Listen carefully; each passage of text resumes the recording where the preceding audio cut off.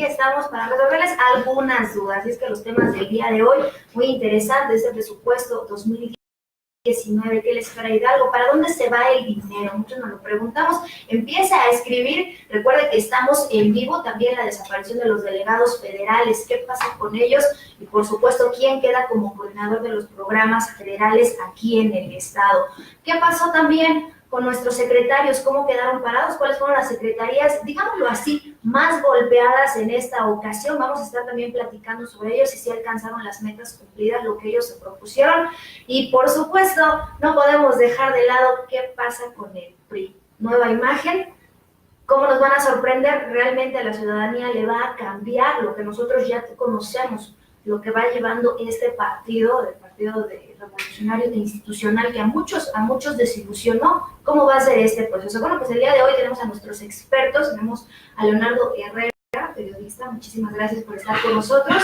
También a Navidad Castrejón.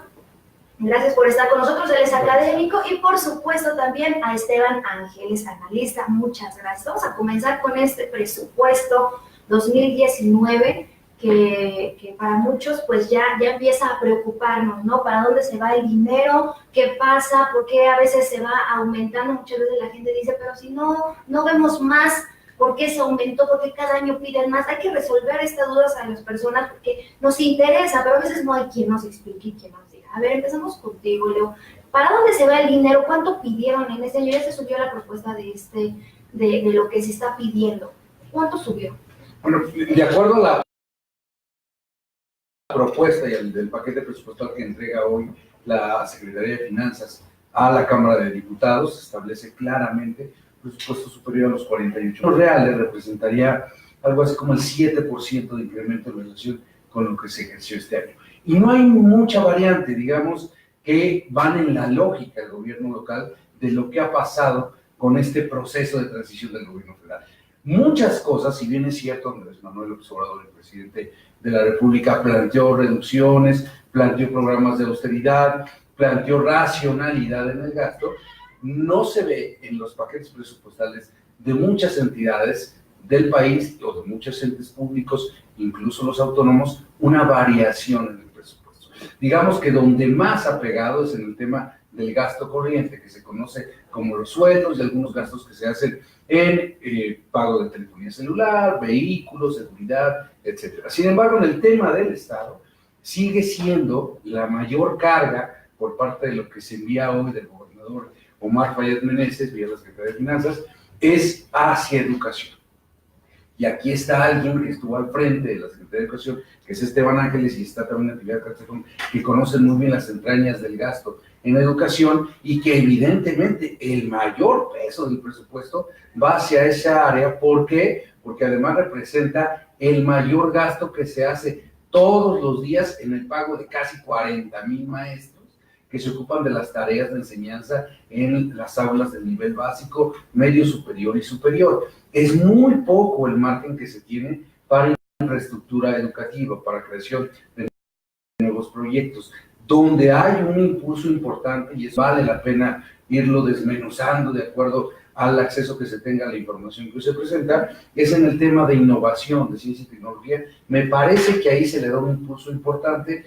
Recordemos que la actual administración busca como un eje de crecimiento desde que llegó el sistematizar, automatizar algunos procesos, agilizarlos, hacerlos más eficientes y por supuesto enfocar las tareas hacia la mejora con el uso de la tecnología y de la ciencia y la innovación. El proyecto recién del ciclotrón me parece que va muy en ese sentido de lo que es la apuesta del nuevo gobierno.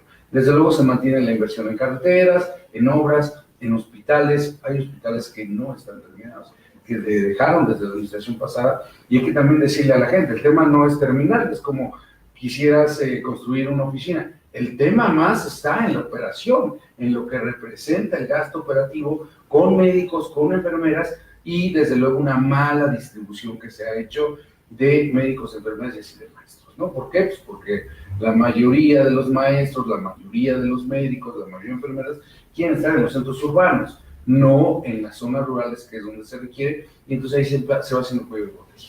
Así es, ¿no? Y las personas, a final de cuentas, siempre terminan precisamente por esos requisitos, como tú dices, ¿no? Hacia dónde se reparte, pues la ciudadanía es la que queda un poco inconforme en cómo se reparte este presupuesto, este gasto. A ver, Natividad, ¿tú cómo ves ahorita esta cantidad? ¿Tú consideras que sí está bien que la mayor parte se vaya para educación? ¿O consideras que hay otros números más importantes? ¿O debería más bien, no es que sean más importantes, sino repartirse un poquito más parejito? Bueno, el tema del presupuesto es el dolor de cabeza del que lo gasta y del que lo junta. El que lo gasta, que son los 3 niveles de gobierno ejecutivos, en su mayor cantidad, siempre es poco. Y para la Secretaría de Ingresos siempre es un esfuerzo enorme poder juntar esas cantidades de dinero. Yo veo que en este presupuesto que manda el Ejecutivo al Congreso Estatal, es un presupuesto que solo busca conservar lo que se ejerció en 2018 y si acaso actualizarlo pues con el costo de la inflación. Ciertamente la educación es el sector que más recursos consume, casi el 40%. En este presupuesto van 19,000 millones destinados para la educación, y claro que en lo personal estoy de acuerdo que así sea. O sea, lo único que puede de largo plazo cambiar la sociedad, bajar los niveles de desigualdad económica, de permitir mayores niveles de competencias, es a través de la educación, y creo que el esfuerzo de cualquier Estado, en un país como el nuestro, en vías de desarrollo desde hace muchísimos años, creo que la educación es la apuesta más importante. Y el otro rubro es el de los municipios. Los municipios van a recibir aproximadamente 9,000 millones de pesos. Ciertamente es una cantidad muy pequeña con respecto a las exigencias de los ciudadanos en cada uno de los 64 municipios. Realmente creo yo que de los 3 poderes o de los 3 niveles de gobierno, el gobierno municipal, los gobiernos municipales son los que están más incapacitados económicamente para resolver los problemas que la población presenta. Sobre todo porque hay municipios, ¿no? Que no es por hacer más o menos a los municipios, todos tienen importancia porque todos tienen a los ciudadanos hidalguenses. Sin embargo, hay municipios que tienen necesidades muy específicas en las cuales pues deberían de enfocar un poco más ese presupuesto. ¿O por qué no les dan tanto a los municipios? Ya lo contemplan como en el gasto de la Secretaría de, digamos, el gasto de educación, el gasto de salud, pero la Secretaría de Social, la que se encarga de dar todos estos apoyos, CEDESOL y demás, ellos también entran, cuentan que ellos ya los van a apoyar, o por qué es esto que a los municipios les dan menos. Bueno, ciertamente las asimetrías dentro de los mismos municipios del estado son enormes. O sea, no es lo mismo vivir en Pachuca que vivir en cualquier municipio de la Sierra Tepeca, o que vivir en algunas comunidades de la Huasteca, ¿no? Las asimetrías siguen siendo enormes. Yo esperaría que la variable del número de habitantes no sea la única a considerar para el presupuesto de los municipios, sino sobre todo su nivel de desarrollo. ¿Sí? Los años de desventaja que lleva con respecto a las ciudades más desarrolladas, y creo que ahí es donde más se debe de impulsar el uso racional del presupuesto.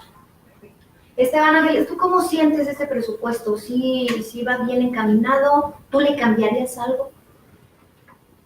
Bueno, este mes de diciembre generalmente se dedica a analizar no solamente el presupuesto, sino se dedica a analizar lo que es el paquete económico. El paquete económico implica, desde luego, conocer y analizar los criterios económicos que el gobernador está planteando a la Cámara de Diputados para poder conducir los esfuerzos conjuntos, sociedad y gobierno, hacia la construcción de los objetivos y de las metas plasmados en el Plan Estatal de Desarrollo. ¿Y a través de qué? A través de los programas, a través de las políticas públicas que se han venido estableciendo. En este entendido, en esta época, el gobernador, por así lo dispone la ley, presenta un proyecto de presupuesto de ingresos que va incluido en ese paquete económico. Y es una oportunidad muy importante porque se conjuntan las voces, las opiniones y se desata el juego de fuerzas entre poder legislativo, el poder ejecutivo, el poder judicial, los municipios, los ramos autónomos, los ramos incluso de la administración pública, porque ya en estos días hemos visto, por ejemplo, pues que va y comparece al secretario, al presidente de la Comisión de Derechos Humanos, o aparece la presidenta del Instituto Estatal Electoral, pues para explicarle a los diputados las necesidades que ellos van a plantear en el presupuesto. Ya llegó ese momento. Ahora la pelota está en la cancha de los legisladores. Y aquí es una oportunidad muy importante para ellos. No hay que olvidar que los legisladores son representantes de la población, son representantes del pueblo. Y en esa tesitura, ellos tienen precisamente que sopesar si la distribución, si la asignación de los recursos, de acuerdo como va presentada en la ley, en el decreto de presupuesto de egresos, pues es la que más conviene con la realidad. Y aquí, bueno, aquí entra en función algo que es muy importante. Hay que evaluar cada uno de los programas. Si cada uno de los programas cumplió sus metas y sus objetivos. Si hasta dónde los cumplió, si esas metas y esos objetivos y esos propósitos de los programas y de las políticas públicas son adecuados para satisfacer las necesidades de las personas, pues entonces hay que darles más. A lo mejor hay que darles más recursos o hay que sostenerlos con esos recursos, ¿no? ¿Tú consideras que hay programas que nada más son para justificar la salida de dinero?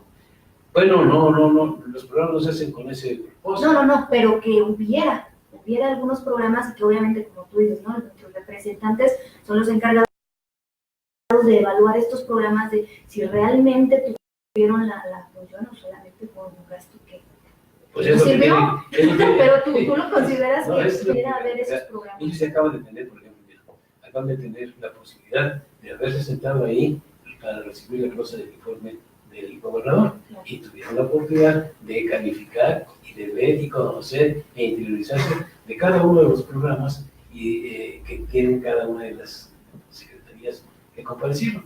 Ya saben de qué pie coge a cada uno, ¿sí? Ya saben dónde están los puntos finos en los que tienen que centrar su atención para ratificar la propuesta que va en el presupuesto, esa cantidad a ese programa, a esa política pública, o incrementarla o quitarla.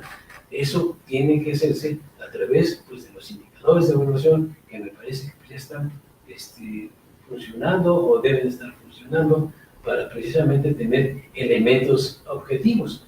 Como aquí se dice, pues el presupuesto tiene un incremento de más o menos 7% respecto al año anterior, al presente año. Y eso, bueno, va en correspondencia pues, con lo que políticamente se ha manejado, que López Obrador ha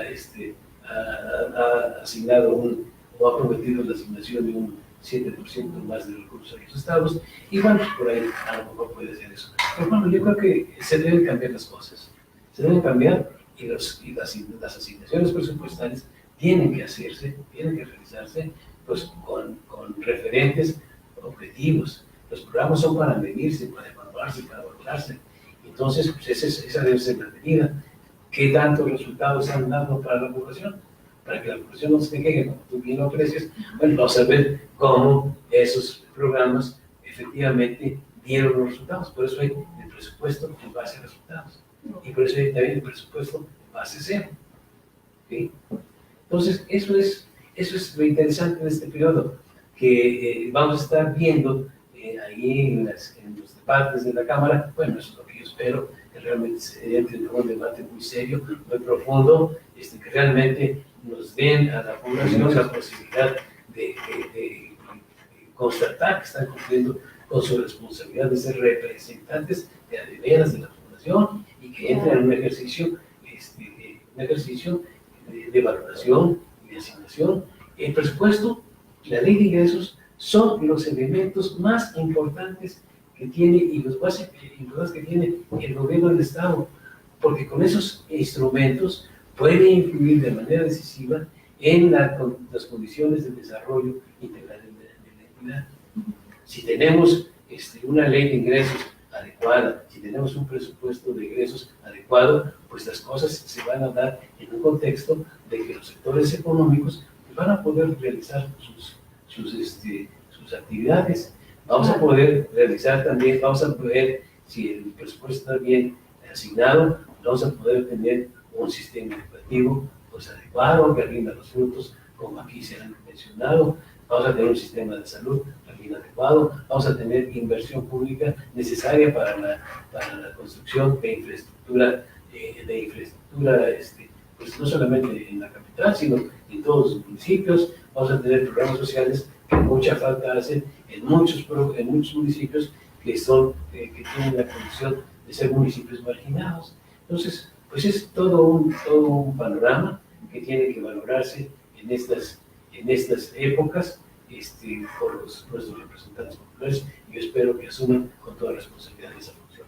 Claro, y es que así suena muy bonito, la verdad es que eso es lo que debería de ser, pero precisamente tocó un punto muy importante, ¿no? Esas áreas de oportunidad en las cuales, bueno, nuestros legisladores, nuestros representantes pudieran ver ahí, bueno, pues mejor le paso un poquito más para acá, más para allá. ¿Tú consideras que sí va a haber ese trabajo o lo van a ver por encimita y van a decir sí o no? ¿Cómo lo consideras, Leonardo? La circunstancia actual obligaría a ver un mayor análisis con lupa de cada uno de los que se está entregando. Digo la circunstancia actual porque hoy el Congreso es mayoritariamente opositor al gobierno del Estado. Generalmente uno esperaría lo que dijo el ex legislador local de Esteban Aquel y quien fue presidente del Congreso local, que hubiera una discusión real que nunca ha habido. Exacto. Hay que ser claro. No quisiera generalizar, pero ha habido casos en los que pasa fast track el presupuesto. Así como llega, así como lo envía el Ejecutivo, el Legislativo termina votándolo a favor y hasta le aumenta, ¿no? Y luego vienen esas comisiones que dicen de búsqueda de recursos extraordinarios al Congreso de la Unión. Lo que yo no veo, y no he visto y no he observado a lo largo de estos ejercicios, es que alguien que le diga, a ver, perdón, pero en esta partida del Ejecutivo creo que se puede recortar esta parte, o en esta partida de gasto que va directo a sueldos o que va a algunos gastos de médicos mayores o uso de telefonía, en fin, estos gastos que tanto se mencionan hoy, pudiera plantearse una reducción, por ejemplo, o el decirle, a ver, vamos a hacer una revisión real de cómo está la plantilla de maestros, y ahí entraría la responsabilidad incluso del sindicato y de la comisión de decir, a ver, vamos a ver si Emma está en la técnica 31 y es lo que está haciendo. Tenemos una cantidad de aviadores terrible en la Secretaría de Educación y en la Secretaría de Salud. Y es un tema no de ahorita, de hace muchísimo tiempo. Y entonces es donde uno esperaría que hicieran un análisis más real, más concreto, más a fondo de cada una de las partidas. No lo va a ver. Lo anticipo y perdón, ojalá y me equivoque, pues, o sea, yo esperaría que me equivoque, no lo va a ver porque hoy hemos visto legisladores que además de ser no conocen su trabajo, su tan limitado, que tú no puedes esperar que hoy haya una discusión de un presupuesto cuando no son capaces de plantear siquiera una iniciativa real de fondo o una crítica o una glosa del informe real de decirle a cada una de las secretarias, a ver, contra los resultados del presupuesto pasó, esto ha sido el coeficiente que nos da y es muy bajo. No lo vimos, en la glosa del informe se equivocaron en las cifras, no conocían los nombres, no sabían de los programas, en fin, una serie de cosas verdaderamente estábamos viendo muy lamentables, por decirlo menos, ¿no? La verdad es que es muy... Yo, ciudadano, 40,000 pesos en un legislador que hace ese tipo de planteamientos y que hace ese tipo de trabajo, pues está claro que llegaron por una circunstancia. Entonces, a lo que voy, en real de fondo, es que yo no veo por lo que ha pasado, es decir, yo juzgo a partir de hechos que he visto y de lo que he visto del Congreso local hasta ahora, no me da elementos para sostener que vaya a haber un análisis real, crítico y serio del presupuesto. Es más, adelantaría que va a haber hasta cierto cierta actitud de venganza. En algunos casos va a decir, te recorto nada más porque quiero, porque hoy el legislativo me da ese planteamiento, y se va a convertir en un instrumento de negociación importante. Lo que vamos a ver es cómo se va a lograr resolver esta parte ahora con el Congreso opositor. Eso es lo que valdría la pena. Y sí, ojalá y en esta parte me equivoque y encuentre hoy un planteamiento diferente a lo que hemos visto. Un planteamiento más responsable, un planteamiento más congruente y un trabajo más serio de los legisladores. Que hasta el momento no hemos visto. No, insisto, yo no lo he visto, no sé si alguien de aquí lo haya visto, pero digo, perdón, así como yo lo he visto, ha visto muchos análisis sobre eso, ya ha habido claro trabajo de analistas serios que han documentado lo que ha pasado en la Cámara de Diputados. El proceso de transición fue espinoso, fue complicado, se estaban peleando por una oficina, por una junta de gobierno, sí, claro, pero digo, ya de plano la lucha era de hasta colocar rejas en las oficinas, algo que de verdad era una situación más de fondo, porque sí, digo, existía ley y ya sería regresarnos a un tema que ya por fortuna pasaron, pero digo, pues no hubo esa situación de seriedad, ni tampoco de un contrapeso de un legislativo que estuviera a la altura de las discusiones que requiere este Estado. Natividad, ¿cómo sientes estas áreas de oportunidad? ¿Crees que sí realmente hay una revisión a fondo o también consideras que...? Bueno, desde la oposición históricamente hemos señalado muchos excesos del Poder Ejecutivo. Estoy seguro que muchos de ellos con razones, con argumentos y con números, ¿no? Sin embargo, también es cierto que con frecuencia se generaliza y entonces termina por no señalarse algo concreto. Por ejemplo, los aviadores de la SEP, que mucho tiempo fueron parte de nuestra fauna social, yo esperaría que con la hoy derogada reforma educativa, por lo menos nos hayan contado. O sea, la primera exigencia que se hizo a la Secretaría de Educación Pública Federal fue hacer un conteo de dónde están los maestros ubicados, y yo esperaría que ya no haya, pues, ningún aviador, ¿no? Si se hizo correctamente el trabajo. Ahora, los legisladores son representantes populares y corresponden al nivel cultural, educativo, económico. O sea, tampoco la Constitución pone que deben ser tecniconomía, que deben ser egresados de Yale o de Harvard, porque los que se acaban de ir son egresados de todas las universidades de Estados Unidos e Inglaterra y dejan el país con 10 millones de deuda, ¿no? O sea, así muy efectivo no han sido, ¿no? Entonces, pero sí los diputados locales, ahora que son mayoría opositora, tienen mayor obligación de revisar a fondo lo que por años se ha cuestionado, lo que por años se ha señalado, y ver si de verdad hay algo de fondo o si no lo hay. También puede ser que a la hora de contar los números y los proyectos nos demos cuenta que inventamos fantasmas que no existen, ¿no? Sin embargo, yo sí esperé en el Congreso una mayor discusión.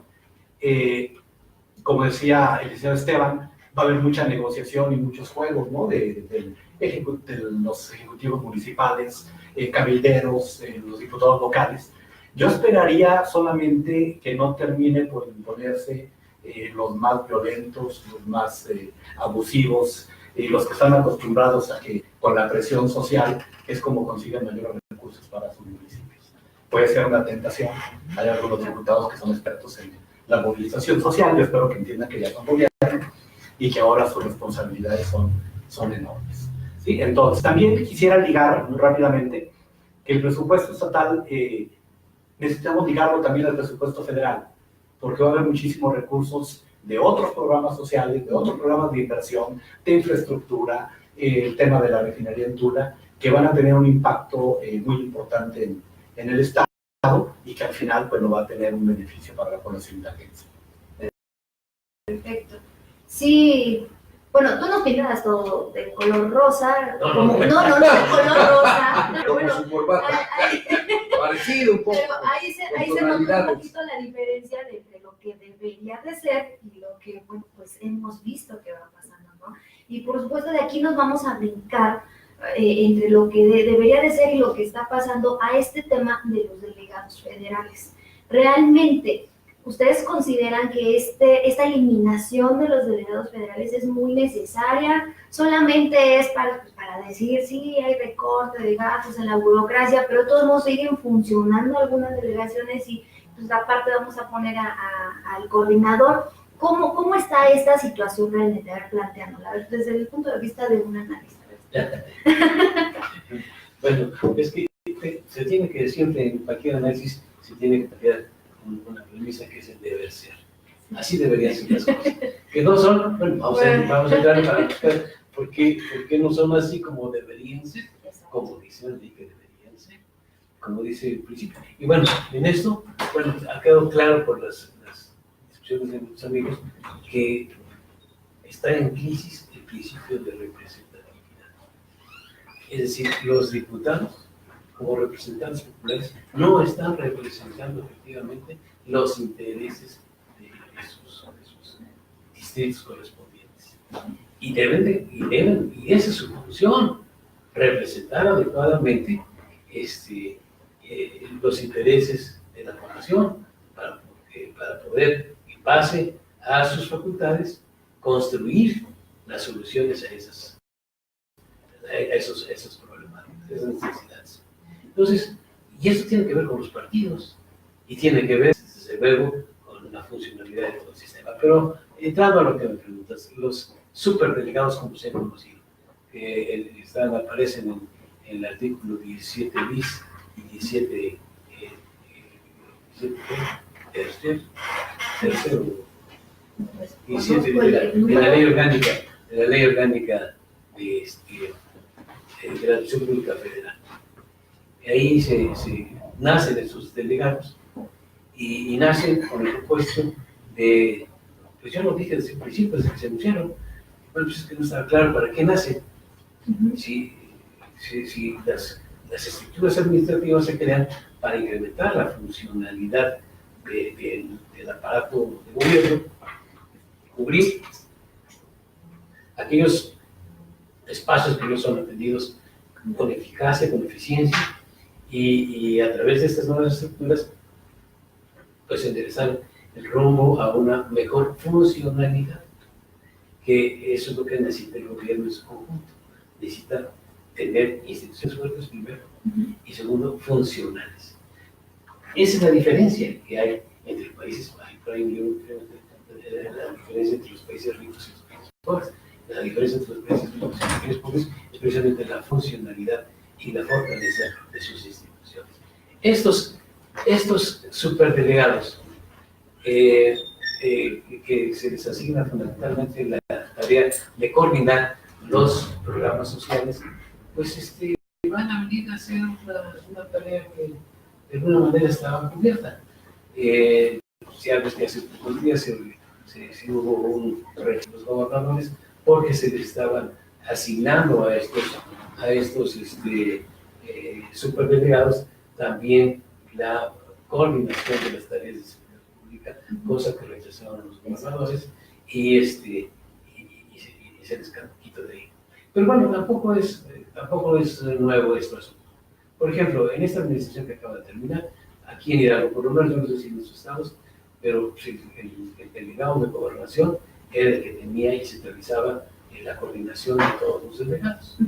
Hoy ya no va a haber delegados, hoy va a haber, no sé, subdelegados o no sé cómo los vayan o encargados de tal o cual dependencia, no sé cómo los vayan a nominar, pero tendrá que concentrar su información, sus resultados, su acción, la tendrá que coordinar a través del superdelegado, que es el delegado de coordinación de los programas sociales, que va a depender de la oficina de la presidencia de la República.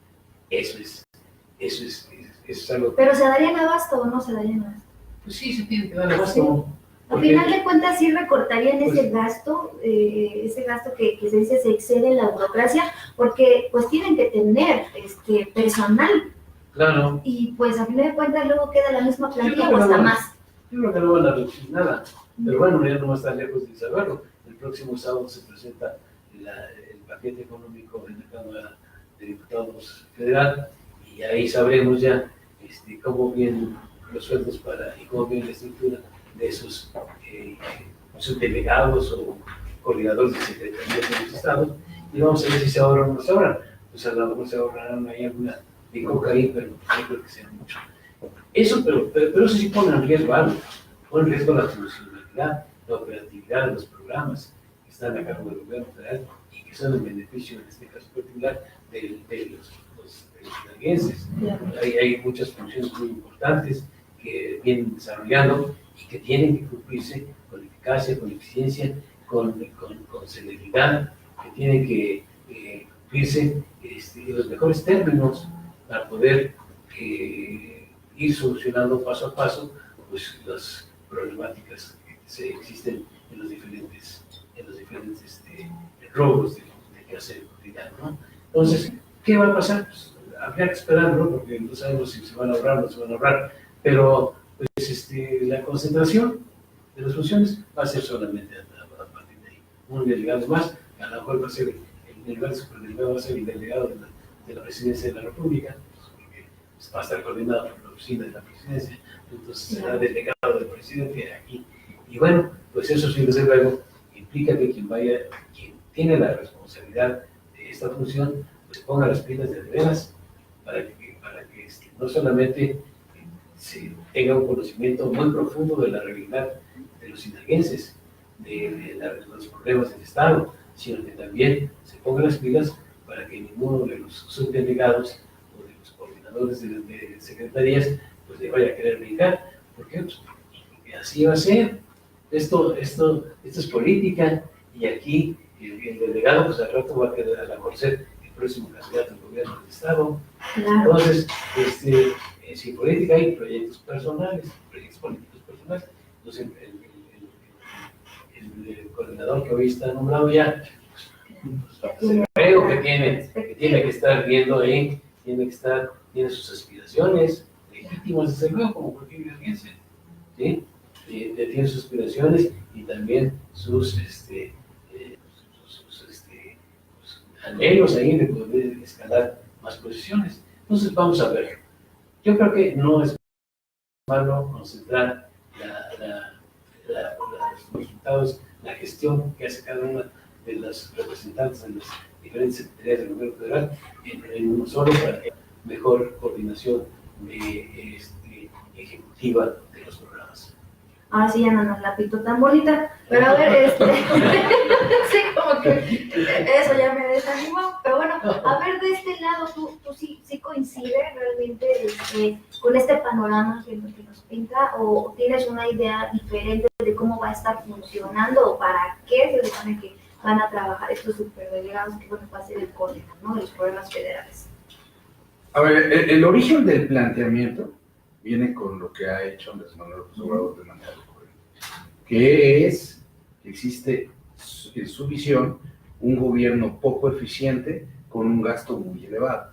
Dicho de otra manera, y en eso hay un punto de coincidencia muy claro, la burocracia es obesa, cada vez es mayor y es poco eficiente y poco rentable. ¿Por qué? Pues porque hoy se paga más por los sueldos y esto reduce las posibilidades de que tengas impacto en educación, que a su vez tenga un índice de mejora en la seguridad, en el bienestar económico y en la oportunidad de empleo. Entonces, bueno, pero no solo es eso, lo que también hay que descubrir es que hay una duplicidad de funciones en muchas de las 30 delegaciones que hay, y que el mismo trámite que haces en la Secretaría de Agricultura, pues es la misma ventanilla en SEDAR.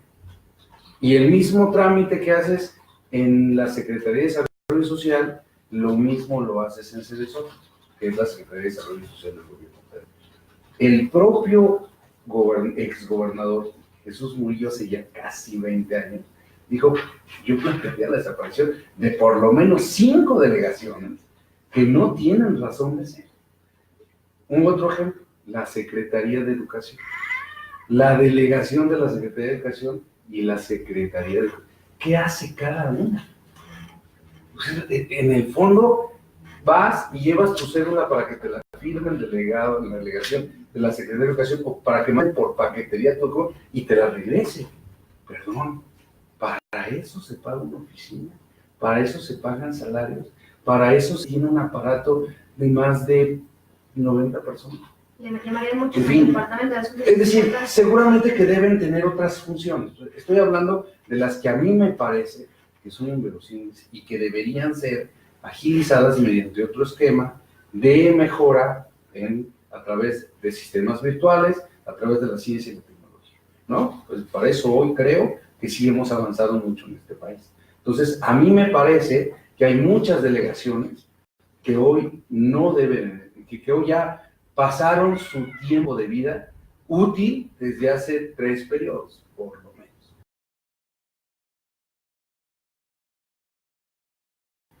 Y lo que hay que ver en la práctica, porque en el papel, muy bien, en el discurso endulce el oído muy bonito. Hay que ver en la práctica cuál va a ser la real operación de la que va a traer todos los programas y todas esas ventanillas para ser más eficiente, y no solo esa parte que decía Esteban Ángeles, que tiene total razón, de convertirse en el ente de aspiración del partido en el Poder Federal y del Gobierno Federal, en una figura política, sino ser verdaderamente un instrumento de eficiencia administrativa entre el Gobierno Federal y estatal. Hoy, pues, igual lo mismo que pasa con los legisladores. El ejemplo es que ciertamente están en esa curva de aprendizaje, han pasado 13 días, todavía no sabemos bien a bien ni dónde está la oficina, ni cómo está operando. Lo más que vimos fue un acercamiento con el gobernador Omar Fayad y la fotografía ahí de don Abraham Mendoza presentándose como el superdelegado que será, pero hoy no está claro ni las funciones ni eso.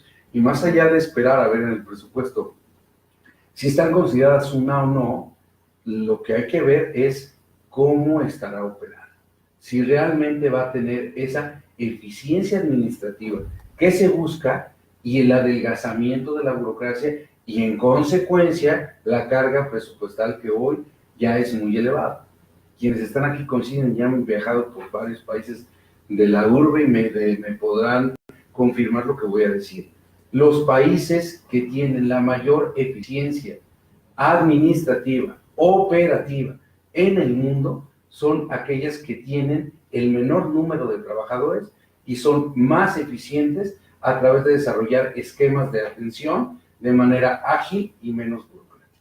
Es decir, menos personal, mayor eficiencia y, por supuesto, tienes mayor posibilidad de reorientar el gasto hacia acciones que son realmente necesarias para reducir tus índices de pobreza, de inseguridad, de baja tensión médica, de, por supuesto, lo que hoy vemos aquí en el estado de mayor crecimiento económico. ¿Esto, Natividad, puede tener algo que ver con, en cuestión de politizar los recursos, algo como centralizar un poco el poder? ¿Crees que vaya por ahí o tú consideras que eso es algo? Bueno, cada gobierno federal hace las adecuaciones a la estructura administrativa. O sea, cada presidente de la República que llega sugiere cambios de esa secretaría, nombra una otra. De alguna manera es como una afirmación política. Donald Trump juró en su campaña que iba a negar el Tratado de Libre Comercio, que lo iba a abolir. Ya se firmó el Tratado de Libre Comercio, únicamente le cambió el nombre. Entonces, bueno, ya se satisface su promesa de campaña. Y así es como nos gusta ir cambiando con frecuencia la forma, pero no el fondo. En el discurso de Andrés Manuel López Obrador, el tema del gasto excesivo, el tema de un exceso de gasto administrativo es recurrente. Yo recuerdo cuando Vicente Fox fue presidente, se trajo muchas técnicas empresariales y empezó primero porque le buscaran los famosos cazadores de talentos, algunos personajes de la iniciativa privada, de la academia, y empezaron a poner sueldos desorbitantes, con la lógica de que si queríamos que trabajaran en gobierno, había que pagarles el equivalente de lo que les podría pagar la transnacional más poderosa, ¿no?, que pudiera reclutarles. La verdad es que no funcionó. Un poco más adelante hacen el servicio civil de carrera para evitar que los técnicos de la burocracia estuvieran en la incertidumbre de que cada gobierno que llega inaugura el país por enésima vez y todo nace de nuevo, ¿no? Y entonces iba bien el sistema, iba bien este modelo de servicio civil de carrera. pero la política siempre se atraviesa. Y Felipe Calderón, perdiendo la elección de su sucesor, antes de ese, amplía el número de los puestos que estaban reservados al servicio civil de carrera. Y entonces metió otros varios que no tenían ese derecho, los metió justo antes de retirarse. Llega Enrique Peña Nieto y dice, oye, pues yo tengo 2,000 directores, prospectos de directores generales que trabajaron conmigo en la campaña, que son afines a mi forma de pensar y de querer gobernar, y bueno, requiero las direcciones generales, pero ya estaban en el servicio civil de carrera. Entonces no podían liquidarlos, era carísimo. Y entonces muchas secretarías lo que hicieron fue nombrar director general adjunto. Entonces el director general titular no hacía nada, ni lo pelaban, ni lo volteaban a ver. Y el director general adjunto es el que va tomando las decisiones. Y así es como se ha ido engordando y engordando la burocracia. Y sí hay, creo yo, mucha tela de dónde cortar. Llega este gobierno, esos son sus planteamientos, este famoso superdelegado, que es el representante del presidente, efectivamente del presidente en cada estado, poco a poco se está acotando sus funciones. Básicamente lo que yo veo es que va a coordinar lo que tiene que ver con desarrollo social. Se va a coordinar, ya le cambiaron a la Secretaría de Desarrollo Social, ahora es la Secretaría del Bienestar, y creo que va a coordinar los programas que van a sobrevivir como Prospera, y los programas propios que el presidente está impulsando, que es el beca para estudiantes de educación media, adultos mayores, personas con alguna discapacidad. A la Secretaría del Trabajo se va el de jóvenes construyendo el futuro, y entonces creo que va a coordinar gran parte de ese trabajo, y también va a ser de alguna manera como los ojos del presidente para los grandes proyectos de infraestructura o de inversión federal que se va a llevar a cada estado. ¿Tiene una lógica? Sí, sí tiene una lógica, porque desde Felipe Calderón para acá, bueno, desde Fox, Felipe Calderón y con Peña Nieto rompieron récord, los gobernadores se despacharon con la cuchara. Les llamaron los virreyes con toda la razón, recibieron con Fox los excedentes petroleros y empezaron a tener presupuestos desorbitantes, inversiones federales donde no había los suficientes instrumentos para la rendición de cuentas. Y entonces los Duartes, los Moreno Valle, los Peñiscos de Hidalgo, se fueron haciendo el pan de cada día, los excesos de los gobernadores. Entonces creo que el presidente quiere tener a alguien de su confianza, legalmente, con un soporte legal, para poder vigilar que las inversiones federales que se van a realizar se realicen en mejores condiciones. Las otras delegaciones creo que hay muchas que son muy técnicas, creo que deben de subsistir. Hablo del IMSS, de Hacienda, o sea, delegaciones que requieren una presencia y que en su reingeniería podrán ciertamente ahorrar, compactar algunas delegaciones, algunas plazas, pero no creo que el superdelegado vaya a ser un superdelegado con un poder que pueda confrontarse a quien fue democráticamente electo en cada estado, que es decir, los gobernadores. Y van a llevarse sus 6 meses de irse acomodando.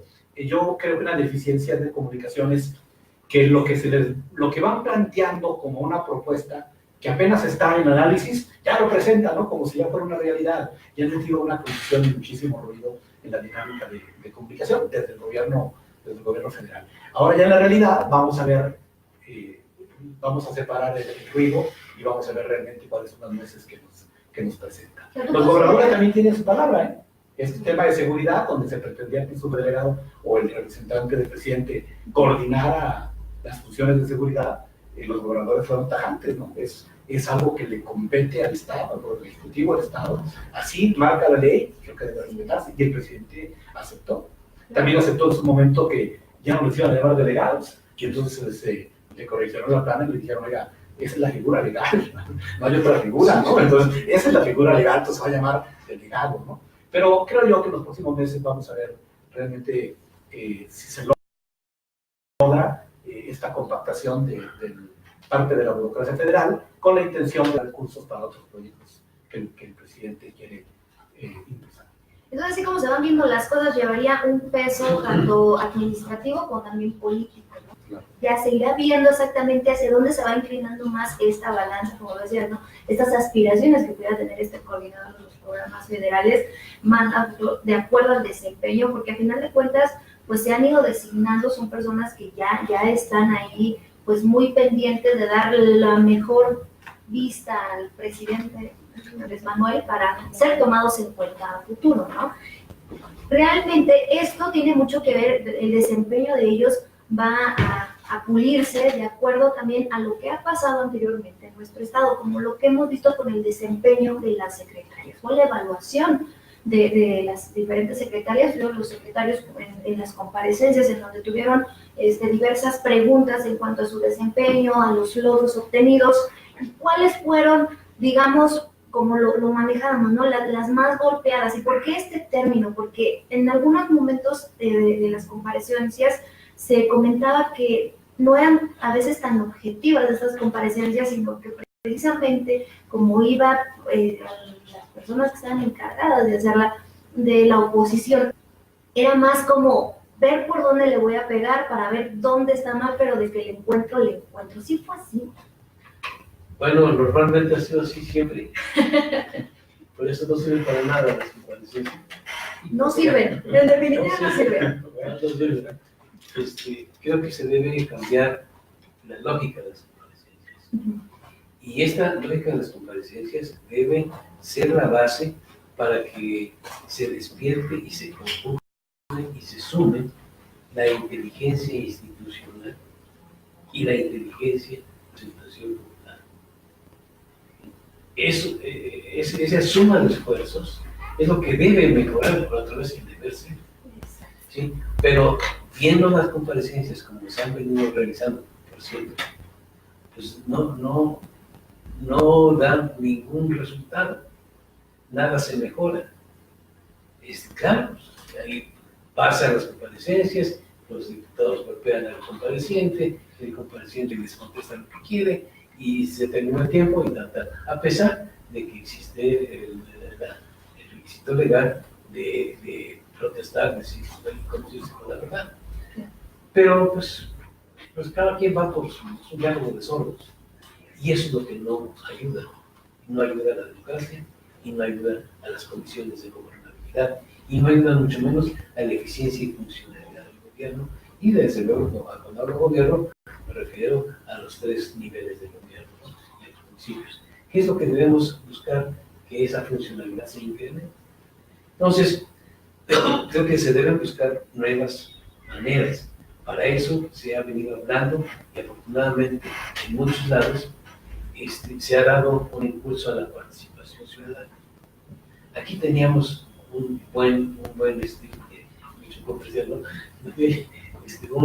buena instancia que estaba promoviendo la participación de la ciudadanía en los asuntos del quehacer público. Pero los diputados la desaparecieron, la ahogaron, no le dieron recursos suficientes y se acabó ese esfuerzo. Un esfuerzo que tenía ya muchos años y que ahí venía cobrando conciencia de lo que la ciudadanía debe estar totalmente enterada y debe tener mucho interés en participar.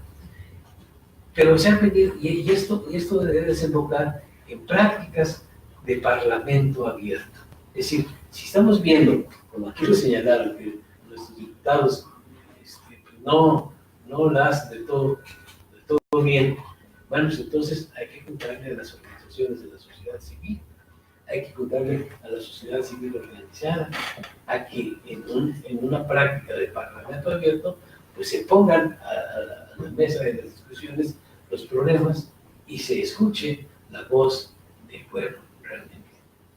No a través de la consultación, a través de deliberaciones, de una deliberación pública, libre, abierta y plural, para que con toda objetividad se analicen los problemas y se busquen las soluciones. Hay que impulsar todo lo que significa la cultura cívica. Hay que impulsar todo lo que significa la participación de la ciudadanía en los asuntos del quehacer público.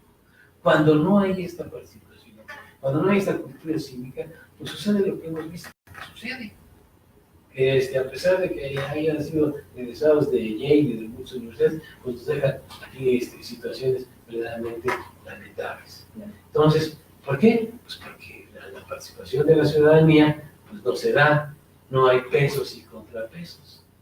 Aunque hoy estamos viendo ya que existen, hoy se está viendo ya que existen ciertos contrapesos que están resultando muy efectivos. Ahí tenemos una fracción minoritaria en las cámaras de senadores y de diputados que está haciendo su trabajo. Ahí tenemos una Comisión Nacional de los Derechos Humanos que está haciendo su trabajo. Ahí tenemos a jueces y magistrados que están haciendo su trabajo como contrapesos a las secciones verticales de una Cámara de Senadores y de una Cámara de Diputados que quiere imponer sus decisiones. Eso no puede seguir. Eso tiene que contrapesarse. Tiene que ponerse. La única manera de controlar el poder absoluto es con el control, con los pesos y contrapesos. Entonces, es lo que hay que fortalecer, me parece. Okay.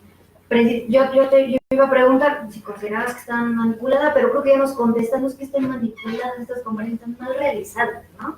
Están no por las personas que deberían de ser más objetivas, sino realmente por, pues ya, a ver, vamos a, le doy porque es del otro partido y yo quiero decir que ellos estaban mal para que después digamos que nosotros lo vamos a hacer bien. ¿Sí es así, Leonardo?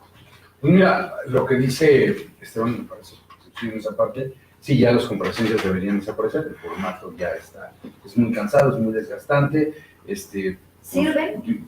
No, en ese momento no son útiles, yo diría, no son útiles porque además no, insisto, y no es que sean o tengan que ser egresados de Harvard, ya vimos que había unos egresados a la legislatura pasada y tampoco fueron brillantes, ¿no? El tema es que lo que no se ve es un ejercicio real de evaluación, si es que así se quiere hacer, de lo que es el ejercicio del Poder Ejecutivo, de lo que es el gobierno como tal, ¿no? Entonces, no vimos su obligación, aunque vengan del extracto social que sea, es estar informados de lo que están haciendo. Y yo no vi a legisladores informados. Porque para eso los eligieron, ¿no? Para que sí, bueno, pues para ser la voz de los grupos indígenas, para ser la voz de las mujeres, para la voz de los grupos vulnerables. Y yo no vi legisladores informados. Entonces, me parece que ese formato debería cambiar.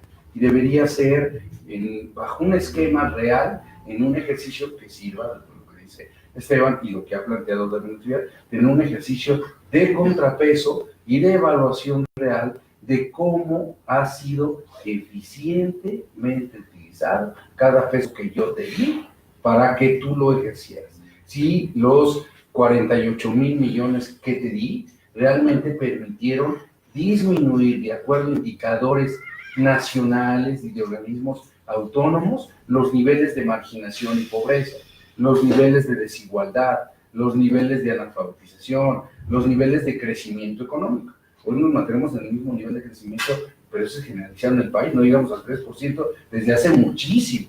Entonces, bueno, ese tipo, sí, bueno, y me dices que hay una generación de miles de empleos porque lograste la atracción de capital importante. Está bien, vamos a ver cómo va el proceso de evaluación de la llegada de esos nuevos capitales y si realmente estamos empleando con él la remuneración suficiente a los nuevos valores que se dice están ingresando en universidades y que encontrarían una oportunidad. Es decir, para eso deberían servir ese tipo de comparecencias y voy al tema en un ejercicio autocrítico del gobierno de abrirse realmente. Hoy, pues lo que vimos es que no, respondían y hasta en unos casos ironizaban y se burlaban de los legisladores. Eso me parece una falta de respeto también de uno y de otro lado. Claro. Me parece que tú no puedes ir a mi casa a hacer ese tipo de expresiones y tampoco puedes tú llegar a mi casa y yo no saber ni de lo que voy a hablar, ¿no? Entonces, ahí y al final del día, quien queda en medio de todo esto,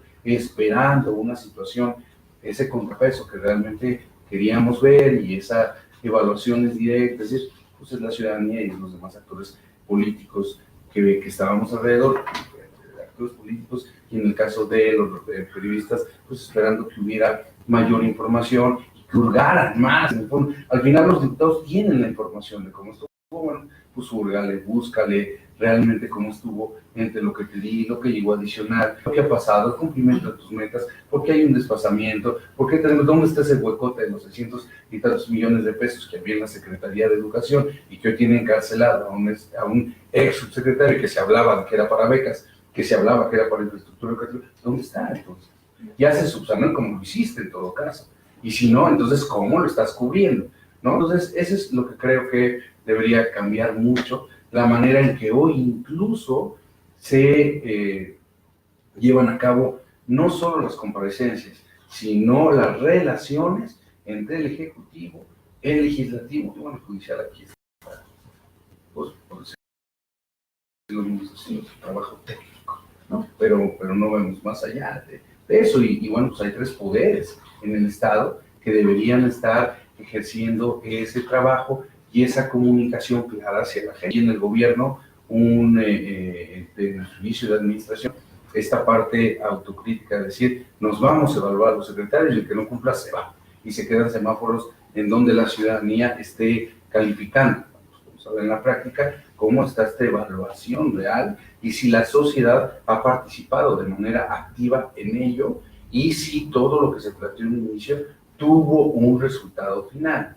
El resultado final sería, sin Natividad Castrejón, que fue electo y que fue más bien designado porque fue electo por las mayorías gobernador, secretario de algo, pues está cumpliendo, y si no, bueno, la obligación de quien fue electo, es decir, los Mujica Estados Unidos, perdón, es muy claro, a todos debemos de tener índices de medición en nuestro trabajo real entre lo que logras llegar a tus programas y objetivos. No puede ser que hoy una medición de tu trabajo sea que llegues a los programas, a los 10 programas que tienes establecidos, que llegues a su meta. No, sería una vergüenza que no llegaras, porque para eso tienes presupuesto. No, la medición debe ir más allá, debe ir realmente si el trabajo que tú hiciste tiene un impacto y un punto de mejora. Y si las áreas de oportunidad que encontraste de pobreza, que hay muchísimas en todo el estado, realmente las lograste revertir. Esa sería una medición tangible, real, de tu trabajo, ¿no? Y que creo que este gobierno lo abrió y dijo, bueno, pues vamos a hacerlo.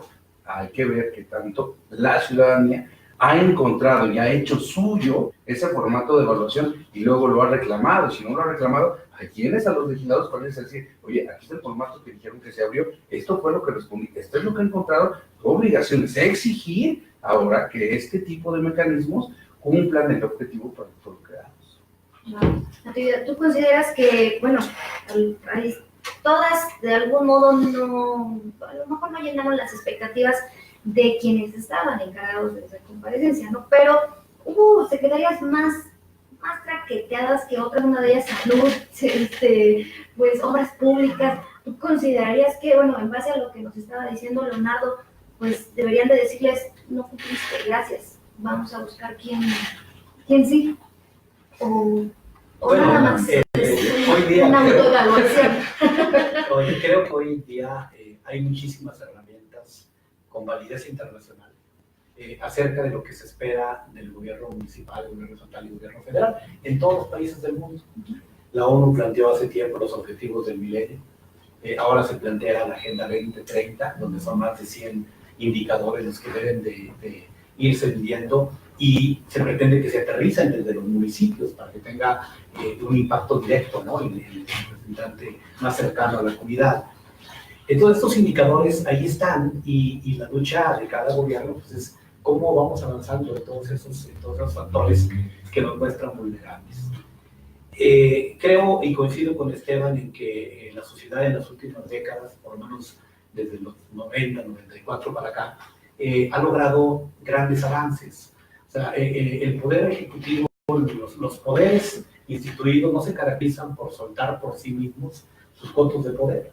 O sea, le corresponde a la ciudadanía, más allá de la solemnidad de ir a la urna, le corresponde a la ciudadanía estar permanentemente exigente y vigilante con todos sus gobiernos para que puedan hacer las cosas de la mejor manera posible.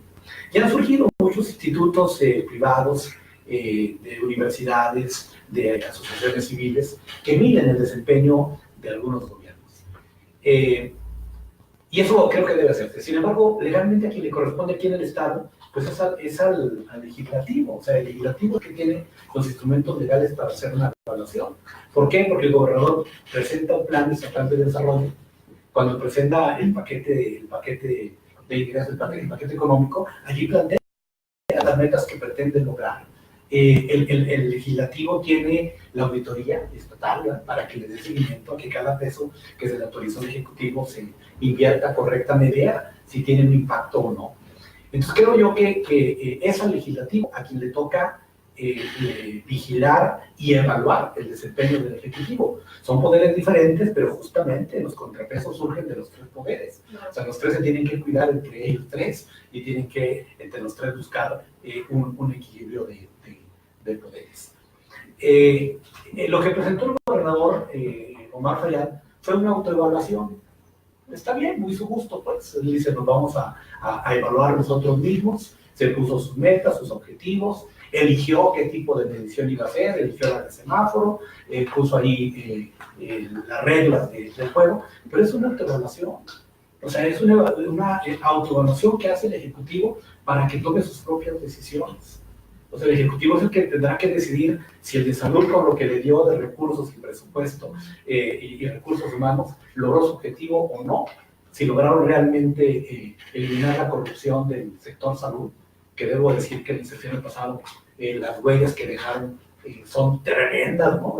Tanto como en la SEP, de corrupción. O sea, hicieron una mafia, ¿verdad? Realmente hicieron un cártel de contralores y de funcionarios y de proveedores para saquear el presupuesto, sobre todo en educación y en salud.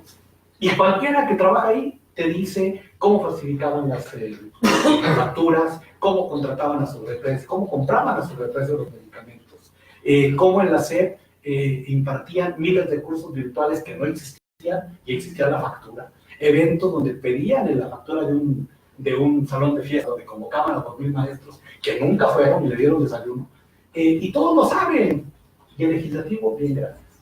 Entonces yo espero que ahora que el legislativo es de oposición, haga valer lo que los ciudadanos le pidieron, ¿sí? Y parte de su trabajo es vigilar lo que el Ejecutivo realiza con sus secretarios. Si esa autoevaluación le parece al gobernador la ideal para determinar la permanencia o no de sus secretarios, es de él, ¿sí? Pero que no los ciudadanos digan, ¿tú qué opinas del verde, azul y amarillo? Es de él. Él es el que debe tomar las decisiones, él tiene la información, y los ciudadanos tenemos que seguir empujando simplemente para que haya mayor transparencia, para que puedas pedir información y sea confiable, ¿sí? E insisto, para que el legislativo sea quien haga valer su función. Yo, si algo espero de este resultado electoral de dividir los poderes, es que el legislativo esté a la altura de la exigencia de los ciudadanos y cumpla con su trabajo. Tengo mis dudas muy razonables, como las de Leo, sin embargo, creo que puede y debe hacerlo. Sí, por ahí bien lo decía, el deber ser, ¿no? Lo que se debe de hacer. Rápidamente, ya nos queda muy poco tiempo y me gustaría preguntarles sobre este tema. Vamos a tocarlo muy superficial, lo más rápido posible, pero muy importante, esta renovación del PRI. ¿Realmente se va a poder? Hablan de que le van a cambiar el logo, va a haber un cambio de imagen total, también cambios internos en los cuales pues, la ciudadanía va a estar más confiada. ¿Esto se va a lograr? Por ahí ya suenan nombres y algunas personas empiezan a especular si es gente de un lado, del otro, si va a continuar la línea de Fayad, si vienen otras personas por parte de Miguel Osorio, que bueno, pues le dejó a muchos hidalguenses buenas expectativas. ¿Cómo ven esta renovación del PRI a grandes rasgos? Yo la vería súper urgente, súper necesaria. Más allá de las personas, más allá de quienes estén promoviendo para ocupar la dirigencia del partido, yo creo que no solamente el PRI, sino todos los demás partidos deben empezar muy seriamente, deben analizar muy seriamente su papel. Si vemos lo que dice la Constitución respecto a lo que es un partido político, son entidades de interés público que tienen la función, dice la Constitución, de organizar a la ciudadanía para participar en los asuntos del quehacer público. Más, palabras menos. Pero eso no lo vemos que lo haga ningún partido. Al único que vimos fue a Morena, que se dedicó a recorrer el país, se dedicó a establecer una cercanía intensa con la base social amplia y que les expuso ahí pues una serie de una plataforma, una oferta política que fue la que la gente escucha. Eso es lo que necesitamos. Y esa plataforma viene derivada de las críticas que se hicieron y que se siguen haciendo al actual sistema político y de gobierno. Entonces, yo creo que los partidos, y particularmente el PRI, tienen la obligación de entrar en un ejercicio crítico, de ver lo que pasó y con toda objetividad tomar las medidas que considere prudentes para seguir siendo una opción política para los vietnamitas. Leonardo, el panorama, el destino del PRI, ¿a dónde lo ves? No, bueno, complicado. En el escenario en el que están, no tienen mayoría, no tienen presencia, su estructura está pulverizada, se han contraatacado entre los diferentes grupos, ha habido un desgaste interno, el respeto a su dirigencia pues, no existe, y quisieron encontrar en el actual presidente del Comité Directivo Estatal, Ignacio Pineda, el equilibrio justo entre los dos principales integrantes de los grupos políticos del llamado Grupo Hidalgo, que es el exsecretario de Gobernación, el senador del PRI, Ángel Osorio, y el gobernador del estado. Encontraron el punto de coincidencia y eso hizo pensar que vendría un partido fortalecido que tuviera la reconciliación con sus diferentes grupos, que le permitiera salir a competir electoralmente frente a Morena, que era una realidad ya planteada en todo el país. Pues no fue así. Y no fue así porque el PRI es víctima de sus propias ambiciones, de sus propios grupos políticos que se golpean, que se contradicen, que en el discurso plantean una cosa y en la realidad terminan haciendo otra. Esta renovación del PRI la vengo escuchando cuando perdieron con Vicente Fox la presidencia y nunca se hizo. Siguieron los mismos. En ese momento, la CONAGO fue, me parece, el organismo agrupado en 5 gobernadores, una gobernadora, 4 gobernadores priistas, los que retomaron el control del partido y lograron desde sus escenarios locales hacer esa reconstrucción nacional que le permitió con un tipo que era buena imagen, buen producto electoral, recuperar la presidencia. Pero en el fondo sigue siendo y siguen enfrentando una crisis que no han logrado resolver ni ellos mismos. Hoy no sé si estén planteando en el escenario nacional hasta un cambio de imagen. Me parece que el tema no es el cambio de imagen, el cambio de nombre, el cambio de siglas, no, ese sería el menor caso. El tema real es hacer una autoevaluación de lo que hoy requieren para tener una oferta electoral clara ante un electorado cada vez más crítico, cada vez más escéptico, cada vez más participativo y que le da la espalda a lo que ya vieron y que siguen siendo las mismas caras.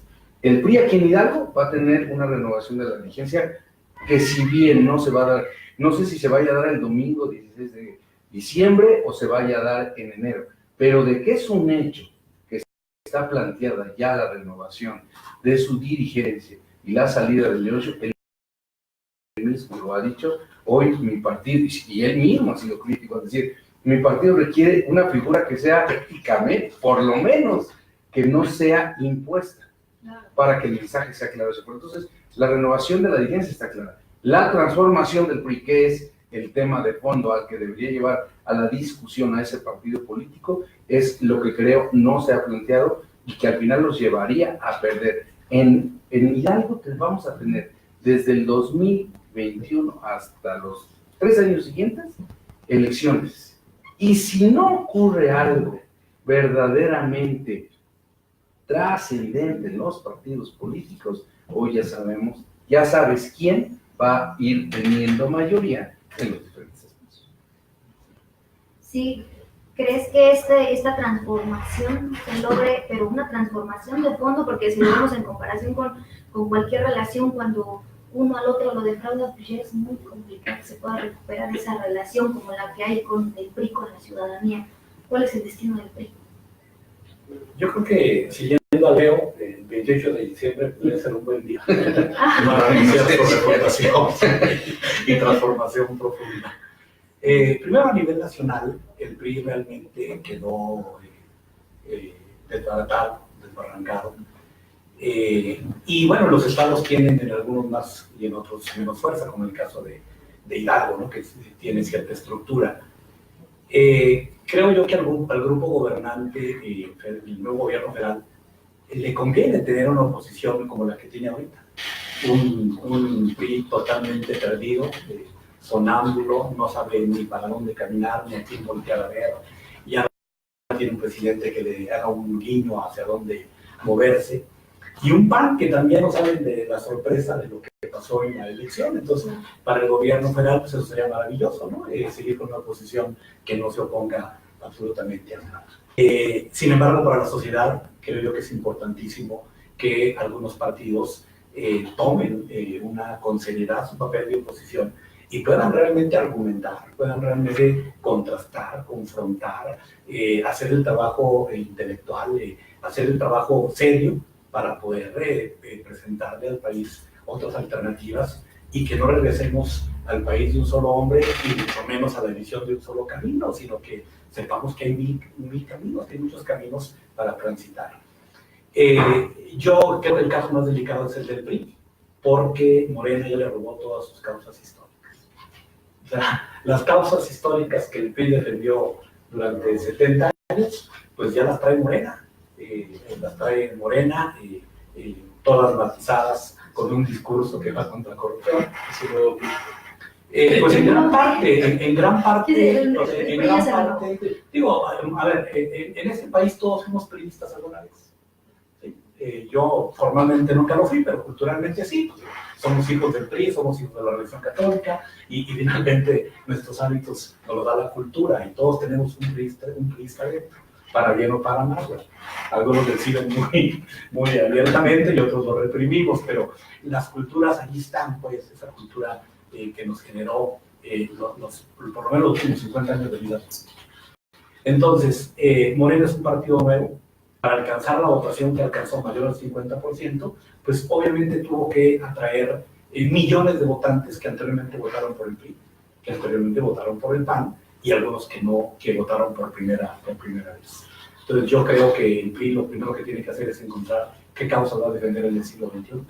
Hay muchas causas que uno quiere tomar para el siglo XXI, pero no tiene nada que ver con las que defendió en el siglo XX.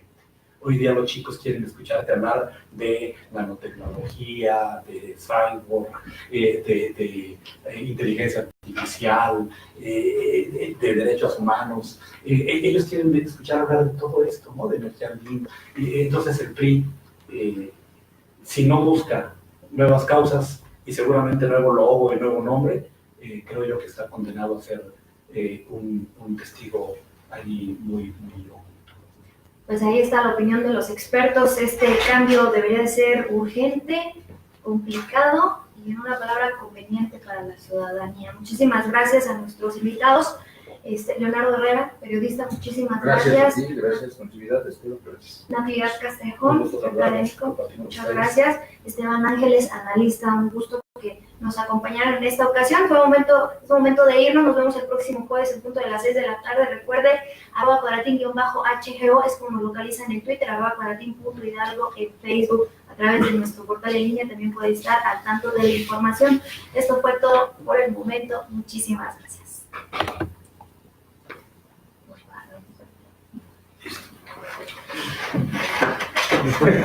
¿Cómo viste, Leonardo?